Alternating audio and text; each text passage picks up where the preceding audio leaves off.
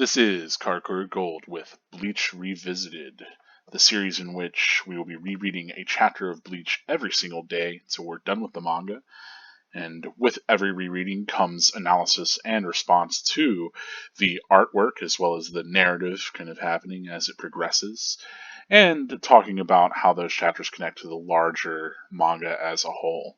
So if any of that interests you, if you're a fan of Bleach or a newcomer, this is the place for you.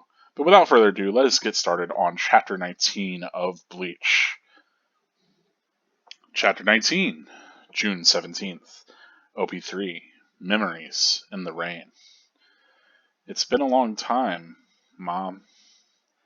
How are you? Well, you're dead, so not great, I guess. We're all fine. Me, Yuzu, Ichigo, but Goat-chin over there is doing too well, and it's annoying. Hey, it's time for the annual Kurosaki Family Tombstone Dominoes Tournament! A full 2.5 hours of Tombstone Dominoes and embarrassing family fun. The first match, Ichigo versus me. Losers have to be the winner's slaves for a week. Please, Dad, stop! Stop him, Ichigo! Okay, go! Dad, if you do this, you won't get dinner tonight. What? It was me. He killed his mother? Ichigo couldn't have intentionally hurt his mother. It was probably a random homicide or an accident. It is possible. The Hollow came after you. Might have accidentally. I'm such an idiot. Rukia! What, Con? I didn't say you'd come out. Come on, Rukia. It's hot and stuffy in here. Have pity on me. You breathe? Come on, let's go home. Ichigo wants to be left alone today anyway. I told you, I have to stay close to him in case a Hollow shows up. It's my duty. Darn, I knew it. Dang it all.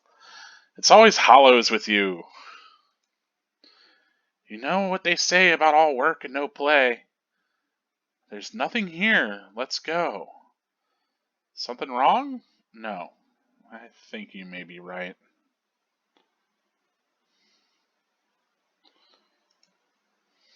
Is it true? Ichigo, is it true? Can you really see ghosts? Of course not. That's what I thought. Those guys were full of crap. Mikami was saying that you talk to things nobody else can see. She said they were ghosts. You know, I've seen ghosts as long as I can remember. I see them so clearly that I couldn't tell the difference between the living and the dead when I was little. So I'm used to questions like that. Usually, I laugh it off, they drop it. It didn't seem like a big problem. That's what I always thought until that day. Bleach, Chapter 19, June 17th, OP3, Memories in the Rain. Ah! Oh no, that mean old truck. Are you okay, Ichigo? I'm sorry, honey. Let's switch sides. Let Mommy walk next to the road. No, I'm fine. My raincoat keeps me dry. Ichigo, 9 years old. June 17th, raining. I'll protect you from stuff like that. Oh, what a brave boy. But wait, roadside duty isn't for someone who can't beat Tatsuki even once. What? The other day? What did you say? I won the other day! There, you're all clean. Come on, let's go. I loved my mother. I never saw her cry or get mad. Not even once. Parents' moods have a big effect on their kids. Mommy, hold my hand. I think she knew that. Okay. Whatever happened to me, if I was with her, I was okay. Not just me. Yuzu and Karen, who were 4 at the time, and Dad, all loved her as much as I did. She was the center of our universe. Dad told me my name means one who protects. That's when I remember thinking I wanted to protect my mother, who always protected me. It was raining that day, too. It had rained hard the day before, too. Huh? And the day before that, so the river was way up. But this girl was standing there with no umbrella, standing there like she was deciding whether or not to jump. And, oh, back then I couldn't tell the dead from the living. Wait here, Mommy. What? Ichigo! At first, I just wanted to protect my mother. Then my sisters were born and I wanted to protect them too. That's why I started going to the dojo. And as I gradually got stronger, I wanted to protect more and more people. No, Ichigo!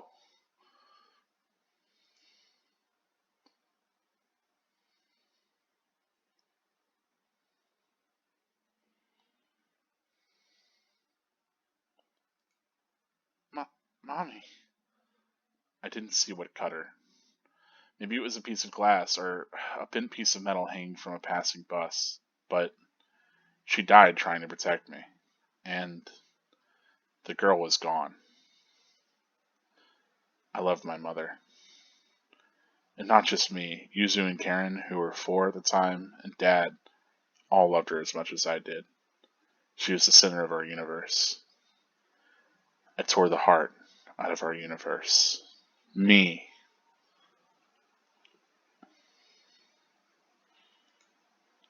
Come on, don't cry, Yuzu. You're getting too big to cry every time we come here. We're almost 11 now. We're practically grown-ups. I know, but... Oh, well, maybe next year. Come on, Yuzu. Goat Boy's blasting his whistle. We gotta go. Huh? What's she doing there? Huh? Where? Yuzu can't see her. Then she must be a ghost. Wait here.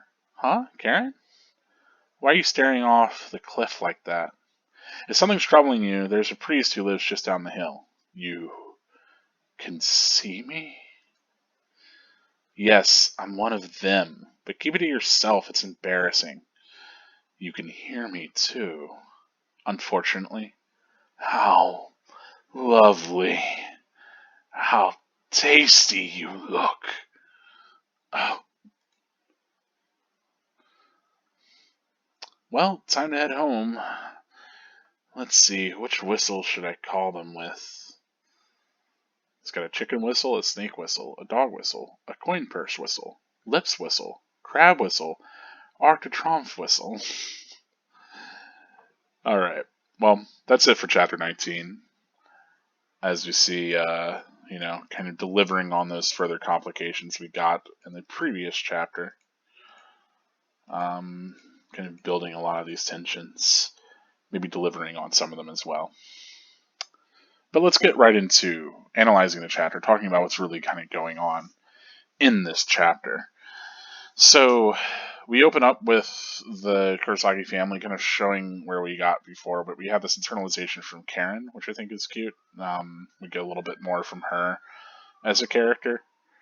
I think it's kind of smart to kind of this chapter. One of the things that it does is it doesn't give us Ichigo as a POV character, except for like that flashback. So we can't really see where Ichigo's headspace is right now, especially after what he said before to Rukia. So like, it adds a certain sort of tension because we can sort of see Ichigo in the background dealing with a lot of this stuff, but we don't know what's really going through his head. I think that's kind of smartly done. As you see, they all have different ways of dealing with this. Ishin is fully decided to kind of be the upbeat. Like he's like overcompensating with like cheerfulness and their family doing like fun things, right? Obviously, Karen's maybe a little bit more mature about things, but kind of grave. And then Yuzu is very emotional and distraught in a couple of ways. Ichigo's just kind of pissed off and kind of self-blaming now that after everything that you said with Rukia. This wonderful shot of Rukia hanging out, just you know, under the tree, great summer kind of vibes. And as we flash back, Rukia remembers how insistent that she was, right? That because she's kind of connecting these logical dots, right? She's thinking about what makes sense logically. Like, yeah, you could see spirits since you were a kid. You don't know like what killed your mother. If you're insisting something killed her rather than she died, like could it have been a hollow attack?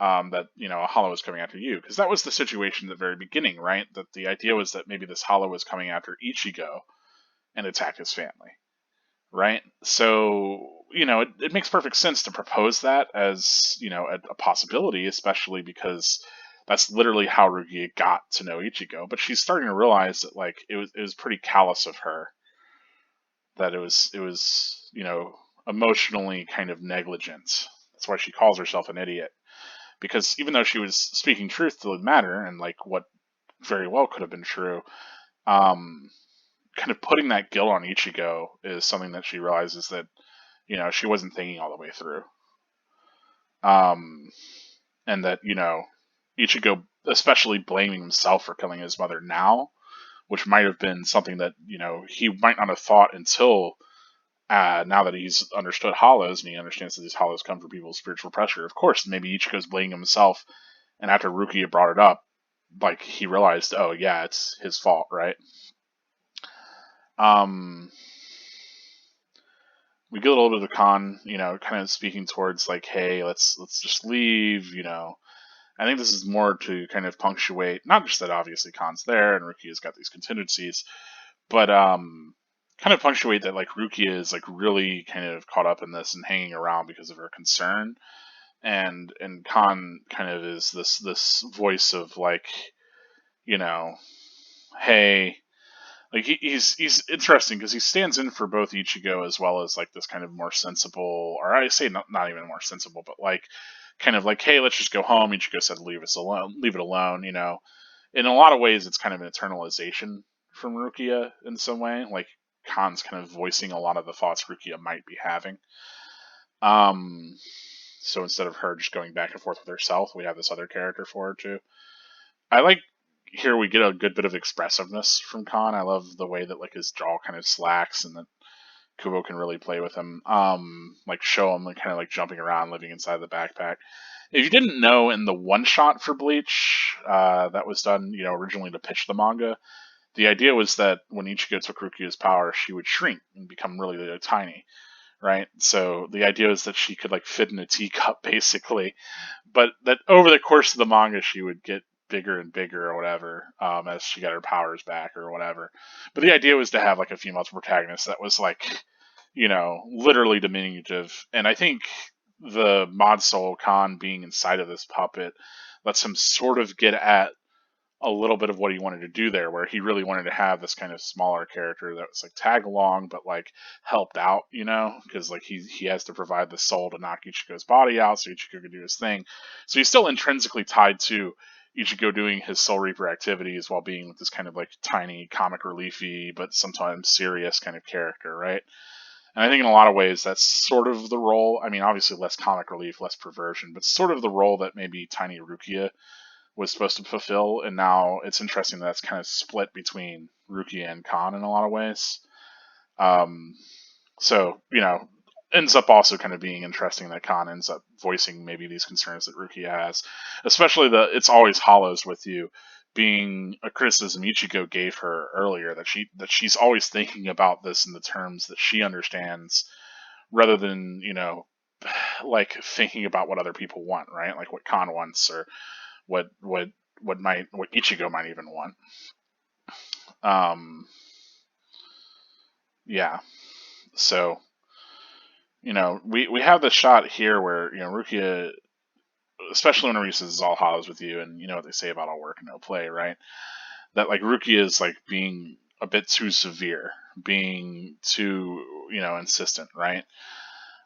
And she realizes that maybe like her severity is kind of trampling a lot on Ichigo's feelings and kind of making him feel worse about the loss of his mother and even blame himself, right? And that her sticking around has only caused trouble for him on like this really, emotional kind of day for him anyway. So she kind of feels like an interloper, like that she's just kind of meddling and causing problems. And so we have that sort of realization there, and then we don't get to see her expression for the next couple of panels, as she says that Khan might be right because she's realizing that like maybe she's kind of done something unwanted, and that even though it was out of a place of concern, maybe it is best if she just were to leave. We cut back to more of this kind of giving prayer, burning incense. Ichigo kind of reflecting over his mother's grave, and then we get these flashbacks. So, Tatsuki kind of having that initial interaction with young Ichigo about if he can see ghosts, and Ichigo sort of just saying like, "No, yeah, there's no way, haha." And that then we get this internalization from Ichigo. So, like I said, we haven't seen Ichigo as a point of view character really until we get this flashback, and it jumps into like, yeah, whenever he was a kid, he couldn't tell the difference, which is kind of interesting, and ends up being, a kind of cogent and important point, right? That there is this difference between the living and the dead, and not being able to tell the difference, like, is like a certain naivete. And maybe, that's what Rukia is starting to realize too, is that like, the things that concern Ichigo are maybe not the sorts of things that she has concerns with, right? That she cares about like things that are more important to the dead. But that kind of distinction is important, right? Certainly for Ichigo. So here we get the chapter cover, lots of imagery that kind of ends up being core to Bleach, this kind of underwater breathing sort of thing. The train yard, I assume it's like for a train, right? Crossing over. Obviously rain, all of that tied up in a lot of this. And it's interesting that we have all that like kind of water imagery. Ichigo gets splashed. And even whenever he's like a kid, he's like walking on like the roadside so that he can kind of keep his mother from getting wet. So it's kind of cute. And yeah, we get a lot of that connection to Ichigo's mother, which was just like largely implied before, but now it gets kind of explicitly stated to really like drive this connection that they had, that like how much like Ichigo really loved his mom.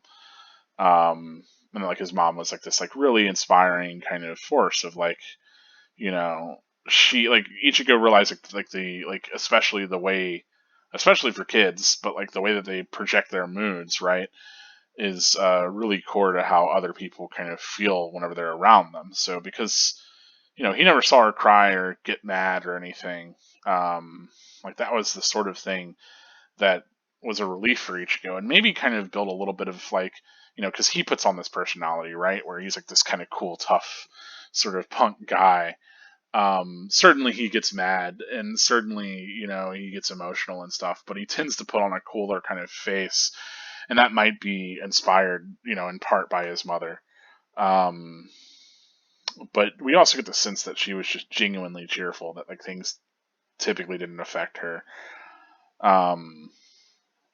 Yeah, and we have like these very clear cut like connections between all of these characters. Also, we get a little bit of that Ichigo being like wanting to protect. So of course we have the 15 on his like jacket here or his shirt. 1-5 Ichigo. Kind of interesting. And then we get that character from before, right? The like the girl spirit, and so this really confirms that like yes, this is a spirit, and that Ichigo was kind of couldn't tell the difference between that being like a girl or not, or not girl or not. What am I saying? A spirit or not? I do like, especially like there's this sort of dramatic like, I want to protect my mother, who protected me, and then immediately we get like what conflicts with that is this appearance of this spirit, right? And it's pretty front and center. And it helps to give context to what was like a big cliffhanger in the previous chapter where we saw this spirit and Ichigo ran after her. And Rukia was left wondering like who that was, right? Um, so yeah. But interestingly enough, it's out of Ichigo's desire to protect people that he's like, okay, I have to go and protect this girl, right? And like that's like this explanation that's there. And then it's a bit difficult to kind of parse out like what's happening is like, maybe Ichigo's mother doesn't see the spirit, and so she thinks that Ichigo's just jumping into the river for whatever reason and trying to stop him. But clearly Ichigo can't catch up. Like it seems like a train or something's going by, or right with the clacking. And whenever Ichigo comes to and regains kind of consciousness, his mother is over him and she is pretty dead. So pretty rough stuff. We finally get like actual confirmation on a lot of that imagery that we have been building up, kind of like the blood on the rocks and all of that, and the water kind of drenching Ichigo's hair.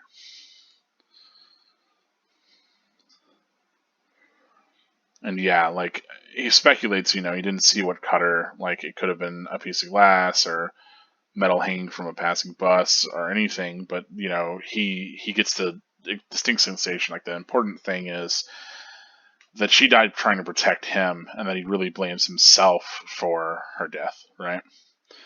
Especially here, that he's saying that he tore the heart out of their universe.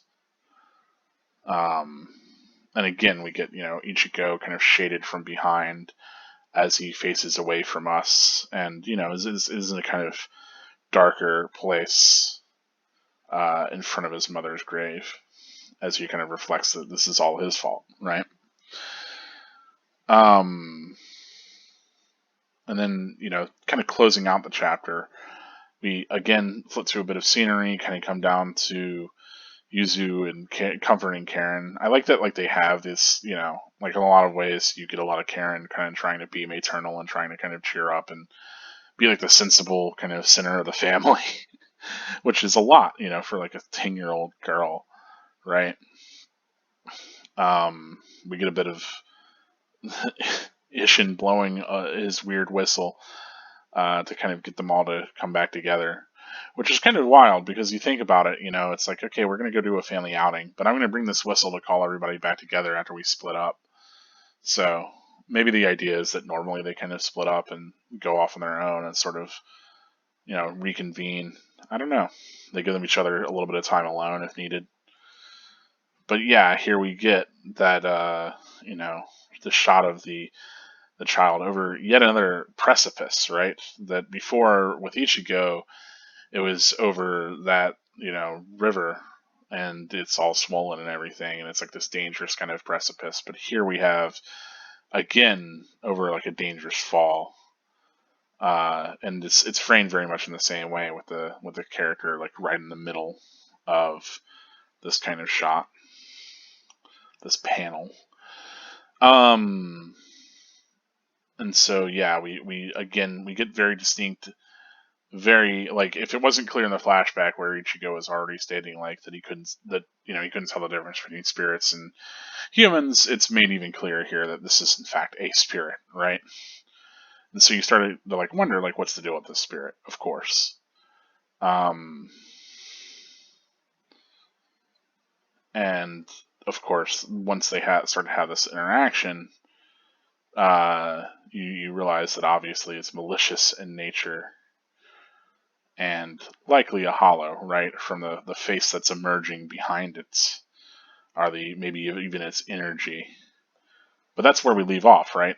And I love like this entire exchange, especially, is from here forward, I think builds a lot of tension because we're working with a lot of elements, right? We know that this spirit was involved in Ichigo's mother's death. We know that, it's been around, that it's significant to Ichigo. We know, all of that, but that's something that Karen doesn't know, right? And so we know that it's like dangerous, especially to the Kurosaki family, and then it's tied up in like these deaths with the family. Um, and yeah, I love that we get like this kind of, more like regular, not like troubling face, but as we get, we zoom in with just no eyes, kind of the dawning realization that this is someone with like spiritual capabilities. This really kind of grotesque zoom in on like just the mouth and the teeth, especially. Um, and then yeah, of course, this turns to like this sort of reveal of this is an entity that wants to consume and you know eat the soul of Karen, right? And yeah, I love just like the way that the art is done. Like this is so effective in establishing like this is the nature of this, you know, absolute like arch villain for this family, even, right? Um, and yeah, we're left on, of course, like, oh, what's gonna happen? I love that, like the Chappies, he has a bunch of different, like the Arc of Trump whistle. That's a pretty funny gag in itself. But like the idea that he has all these silly whistles and he goes to the chicken whistle, right? Um, and then he brought all these whistles too, right? He's like pulling them out of his bag. It's like, which whistle should I call them with? Um, Daddy's Great Whistle is a item in Bleach Brave Souls, which is the most strange. Like, why would it's like such a one-off thing that he has this weird bird whistle? But I guess if you're hurting for getting cool accessories for humans in the game, you're gonna plumb the Bleach manga for whatever you can get. Um, yeah, kind of interesting.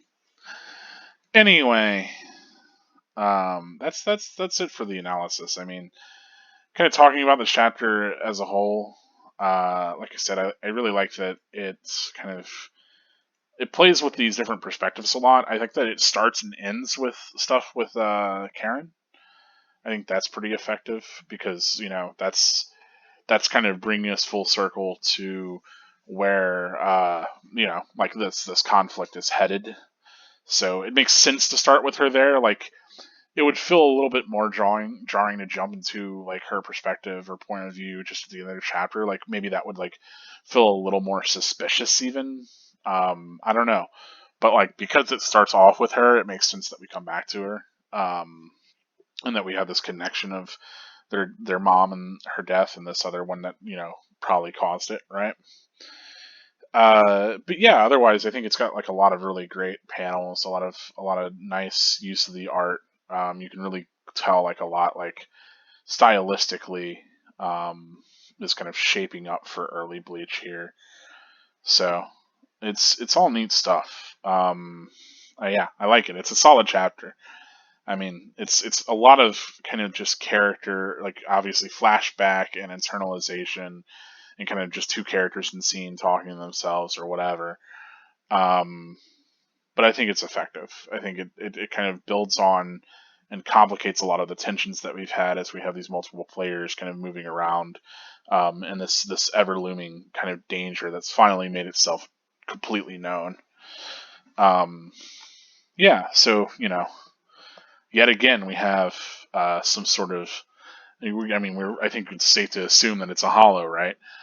Some sort of hollow that is attacking Ichigo's family, and so you have to wonder, if he's going to be able to protect them again, right? Because ultimately, this is about protecting the people he cares about, right? So it's going to bring all that to a head, especially with the one that he couldn't protect them from. So yeah, and then is Ruki going to go back home? How's that going to parse out? Lots of stuff there. But yeah, let's you know, other than that, that's my response analysis. As always, if you noticed anything I didn't, let me know in the comments. If I noticed something you didn't, I think you owe the video a like. Go ahead and give it one. But yeah, let's go on to the connections to the manga as a whole. There's a few of them that I want to draw, not a lot. This might be one of the shorter episodes. We'll see. I might always stumble into something I didn't realize. Getting some water here. I've been talking for 30 minutes straight. Anyway, So spoilers, foreshadowing, how this connects, right? Um, again, like Ishin and his goofiness. We talked about that in the previous chapter, right? Uh, I wonder how much, because it does get revealed later that Ishin is aware of whenever Ichigo swaps out with Khan, right? And that, like, in a lot of ways, Ishin maybe understands the situation with Grand Fisher being here, and that Ichigo is going to have to fight against it. So I wonder if Ishin kind of doing this kind of like first match with me and Ichigo and all that, if in a way, like, because I don't know that he's 100% spiritually aware or whatever, but he's certainly maybe knows about what's going on. I don't like it's hard to say, and I did a look especially at those later chapters. Maybe I'll keep this in mind whenever we finally, like hundreds of chapters later, get to the parts where Ishin's talking about all of this. But the idea that he wants to kind of isolate this first match with Ichigo versus him, I think, speaks towards that maybe.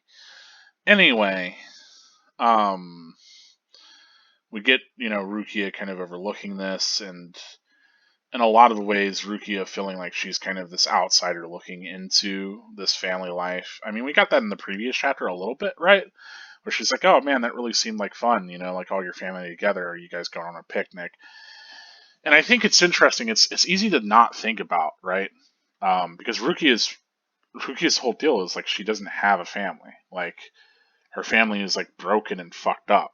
Like all she had was her sister, and then her sister married to Bayukua, and they became a part of the Kuchiki family.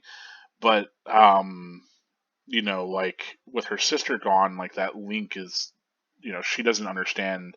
She doesn't like she has this connection to her brother, but it's like weird and tenuous, and all of this, and like that's like the only sort of familial like strong connection that she has as far as I'm aware.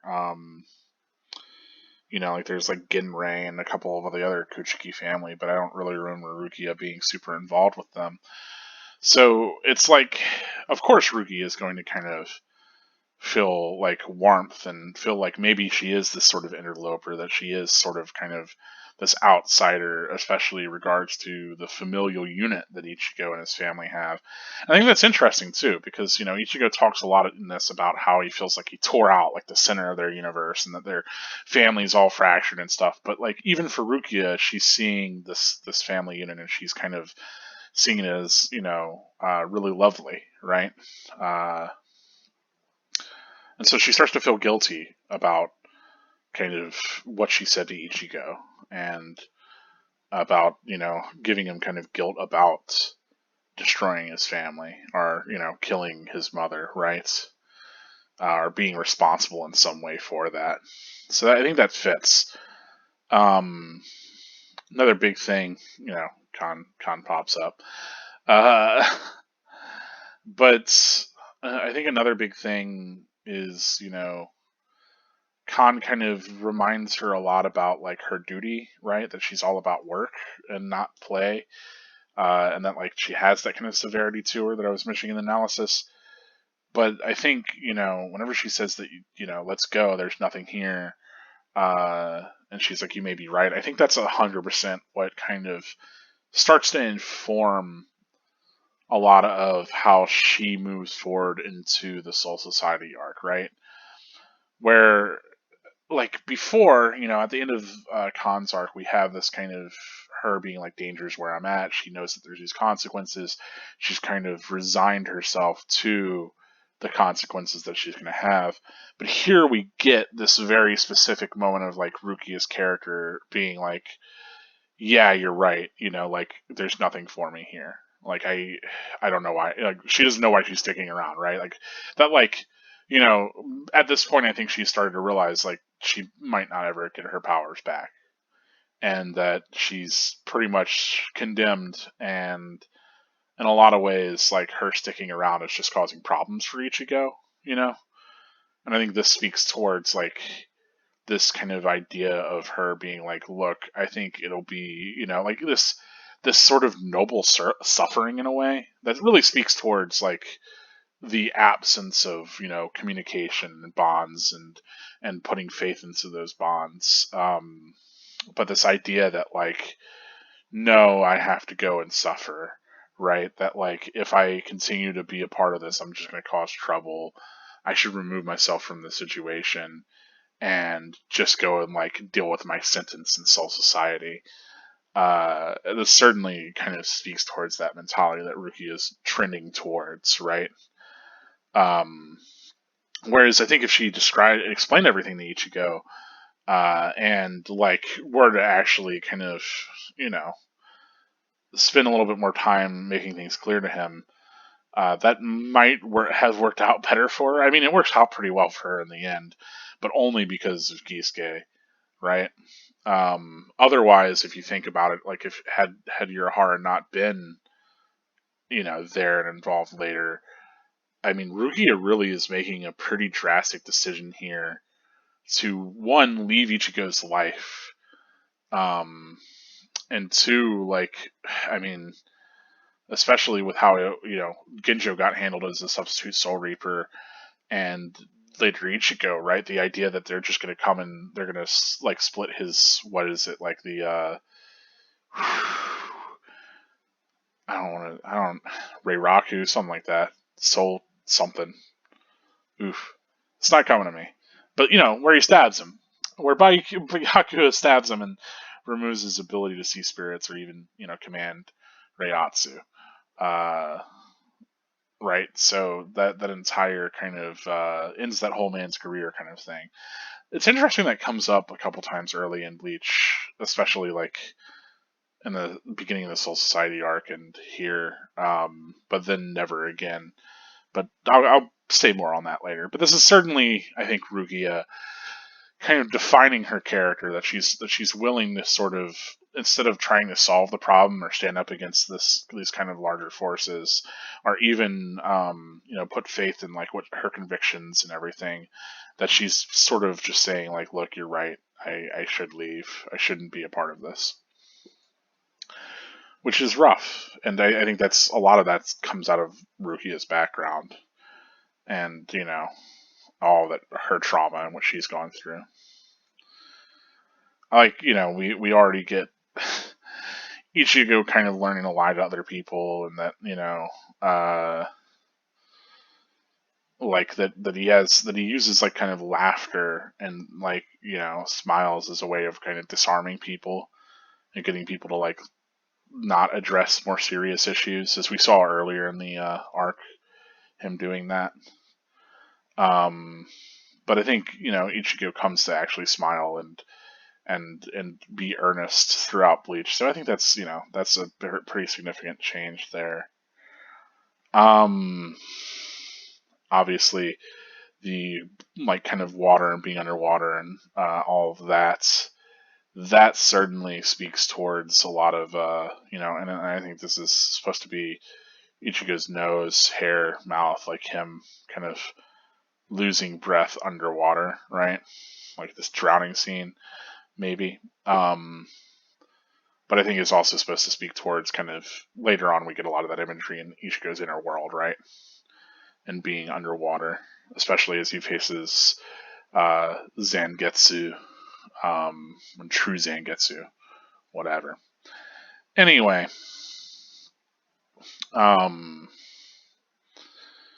yeah, we get a good bit of Masaki talking about like protecting him and everything, which certainly fits with her being, the powerful Quincy that she is. Obviously, today is not one day that she can do that. But yeah, she has like this extreme kind of confidence of character, and is able to kind of be the unit in this family. Let's see. I wonder if there's anything else other than Grand Fisher things. Obviously, I assume that at this point, I've got to figure that Masaki realizes that because she can't see spirits, but Ichigo can. She realizes what's kind of happening here, and that Ichigo's going after her spirit, and that there might be like a hollow involved, and that's what she's really shaving him from, even if she can't perceive it. Um, it's kind of curious that, like, she gets killed by Grand Fisher, but Ichigo survives, because I don't really remember like why Grand Fisher might have escaped this, right? Like, why he didn't just stick around and eat Ichigo as well. So that's questionable. Yeah, I don't know. it's it's certainly something worth asking, I think. Um, yeah, I don't remember at all why he didn't finish off Ichigo there. Maybe he was just satiated enough from eating Masaki. Um, Maybe someone else showed up, but I don't remember that at all. So curious, curious. Um, doo.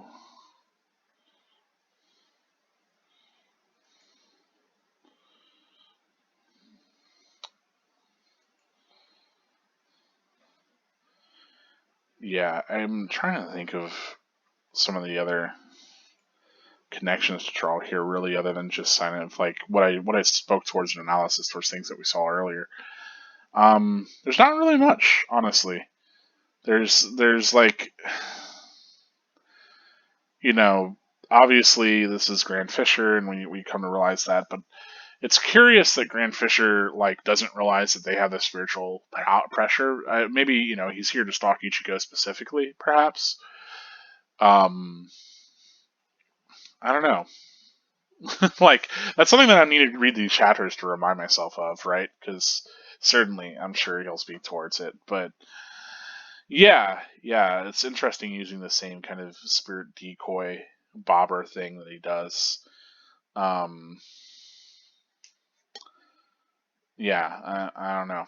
Um, Curious that, like, yeah, it's obviously Karen. It's putting this dark haired girl that Ichigo has a connection to in danger, so that he'll have to come to her rescue. That's a structure we'll see again pretty soon, a couple of times. But otherwise, yeah, I don't know. I don't really have any other big connections that I think are happening in this chapter. Just a lot of like character mentalities, and a little bit more of their personalities that sort of fit as we move forward in the series, and certainly a lot of places of growth, because we'll see Rukia grow from that point and really start to take more personal responsibility and insist upon really having a hand in things herself, instead of just being like conscripted to fate or whatever, right? Um, and then certainly we have Ichigo blaming himself a little bit less, and trying to shoulder everything less, though that ends up being a pretty big and significant plot point, especially throughout him dealing with like his hollow side and all of that through the Hueco Mundo arc. So I don't know. It's a mixed bag, but I think that especially the idea of Ichigo being like, I like internalizing this in the way that he does, and feeling responsible in the ways that he does, speaks towards a lot of like how he feels and how he conceptualizes like the sort of danger that happens to others. Not danger, I don't know, threats, and how they're meted. That he kind of blames himself in a lot of ways. Anyway, whew, that's it for chapter 19 of Bleach. Pretty solid chapter. More building momentum forward and building these characters, but I think it's all strong stuff. As always, thank you so much for joining me. Thank you so much for watching this video all the way through, or whatever section that you happen to watch. This has been Karakura Gold with Bleach Revisited.